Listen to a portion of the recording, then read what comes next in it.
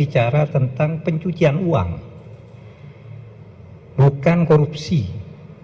Coba dibuka lagi semua. Ada transaksi aneh yang melibatkan sekian ratus pegawai Kementerian Keuangan, ya, yang diduga sebagai pencucian uang, bukan korupsi. Karena korupsi itu mekanismenya sini sudah jalan. Apa pencucian uang itu? Saya beri contoh lah pencucian uang itu, yang gampang gitu, yang sekarang sedang diperiksa. Rafael Alun itu ketika terjadi peristiwa penganiayaan terhadap David oleh Mario, itu kan orang bertanya, ini kok orang gayanya bagus, mobilnya bagus, katanya hanya anak pejabat eselon 3 di Kementerian Keuangan. Lalu saya minta ke PPATK, Pak, ini pernah ada masalah enggak di PPATK gitu. Terus ditunjukkan surat tahun 2013 kepada KPK, bukan kepada Menteri Keuangan. Ada suratnya. Sudah dilaporkan, Pak, bahwa ini agaknya kurang beres. Orang ini 2013 surat itu disampaikan KPK. Saya sampaikan Pak Firly, ini kok ada belum ditindaklanjuti. Pak Firly bilang, wah saya belum tahu bos gitu. Sesudah itu saya kirim suratnya, ini buktinya bahwa sudah masuk surat ke KPK, maka terus dipanggil kan, karena surat saya itu dan teriakan publik 56 miliar kekayaan yang tidak wajar.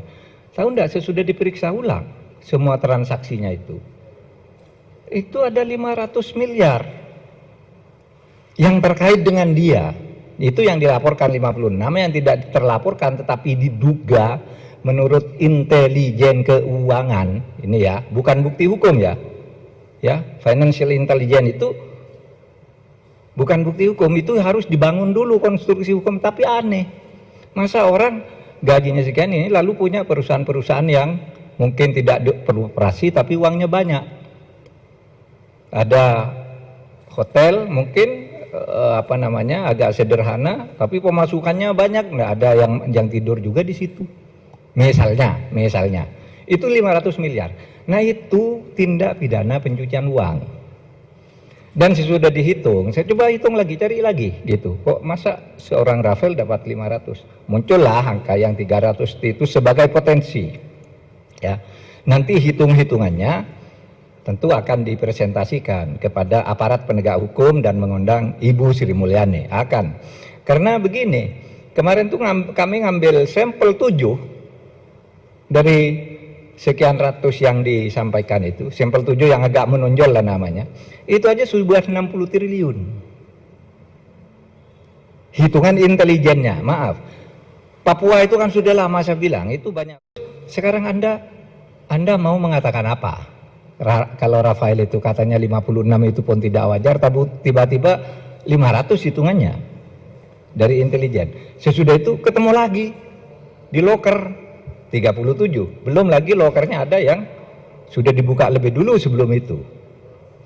Coba, itu kan pencucian uang kalau di dalam ilmu hukum pencucian uang gitu.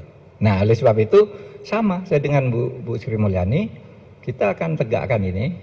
Sudah tadi berkomitmen, mari kita cari jalan ke depan. Yang ini nih kita tegakkan, yang sudah jalan pembenahan di Kementerian Keuangan tadi sudah benar, itu sudah dilakukan semua. Saya sudah baca datanya satu persatu, jumlah per jumlah orang yang ditindak begini segini, ditindak begini segini, ditindak begini segini, gitu. Bedanya hanya sedikit lah.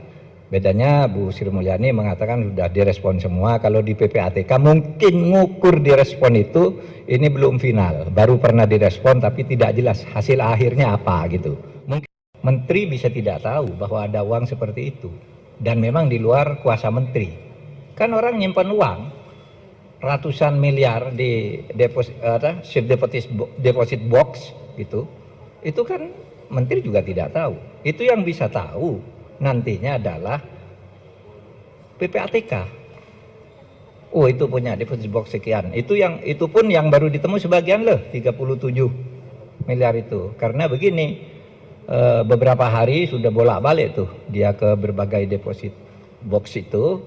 Terus pada suatu hari pagi dia datang ke bank mau buka itu, langsung diblokir oleh PPATK. Sudah itu dicari dasar hukumnya, kalau sudah diblokir deposit box ini, boleh enggak dibongkar oleh PPATK? Kan belum ada undang-undangnya, enggak boleh sembarangan.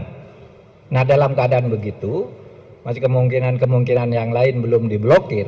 Nah ini diblokir lalu dikoordinasikan, dicari dasar hukumnya, tanya ke KPK, bisa enggak nih dibongkar? Bongkar, isinya ketemu, satu safe deposit box itu sebesar 37 miliar dalam bentuk US dollar. Nah seperti itu tuh pencucian uang. Contohnya intelligence keuangan menemukan cara itu, dan itu bukan bukti hukum dulu, itu harus dikonstruksi menjadi hukum. Bagaimana nih, dari mana tadinya, terus itu bisa dilacak, sudah ada ilmunya lah begitu. Misalnya terus kok istrinya punya 5 perusahaan misalnya ya, kok ini anaknya punya sekian rekening, itu semua kan bisa dilacak, dan itu belum bukti hukum gitu. Nah yang saya katakan ada transaksi berpotensi sebesar seperti itu 300 T itu yang seperti itu yang memang di luar jangkauan kalau bukan aparat penegak hukum gitu. Dan memang PPATK itu betul memberi laporan, tidak disampaikan ke Menteri Keuangan, ternyata itu 2013 itu memang ada ke KPK, dan KPK justru lalu bertindak karena saya tunjukkan nih loh Anda punya ini gitu.